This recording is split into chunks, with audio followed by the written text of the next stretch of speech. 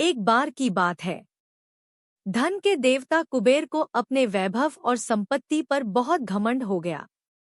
वे सोचने लगे कि तीनों लोकों में उनके समान धनी और कोई नहीं है। अपने इसी घमंड को दिखाने के लिए उन्होंने यह निश्चय किया कि वे भगवान शिव और माता पार्वती को अपने घर भोजन पर आमंत्रित करेंगे। कुबेर कैलाश पर्वत पहुंचे और बड़े गर्व से बोले, भगवान शिव, मेरी इस नगरी में अथाह धन और ऐश्वर्य है। मैं चाहता हूँ कि आप और माता पार्वती मेरे घर आकर मेरे आतिथ्य का स्वीकार करें। भगवान शिव उनकी मनोवृत्ति समझ गए। उन्होंने कुबेर से कहा, हे कुबेर, हम तो तपस्वी हैं, हमें भोजन की आवश्यकता नहीं।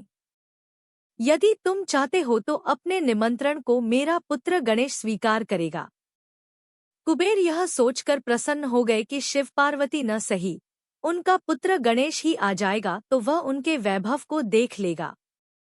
अगले दिन गणेश जी कुबेर के महल पहुंचे। कुबेर ने उन्हें बड़े आदर से बैठाया और तरह तरह के व्यंजन परोसने लगे। परंतु आश्चर्य की बात, गणेश जी खाते गए, पर उनकी भूख शांत ही नहीं हुई। उन्होंने सारे महल का भोजन खा लिया, पर फिर भी बोले, हे कुबेर, मेरी भूख तो और बढ़ रही है। कुबेर घबरा गए। उन्होंने और भोजन मंगवाया, पर गणेश जी ने सब चट कर दिया। गणेश जी बोले, अब तो मुझे तुम्हें ही खा जाना पड़ेगा। यह सुनकर कुबेर डर के मारे भागे और सीधा कैलाश पर्वत पहुंचे।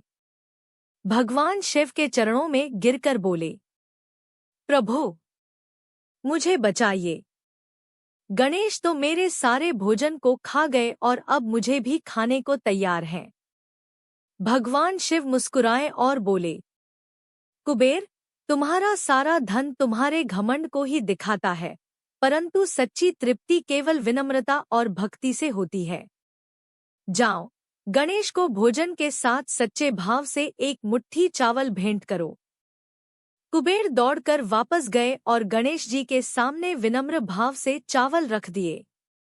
गणेश जी ने प्रसन्न होकर उसे ग्रहण किया और उनकी भूख शांत हो गई।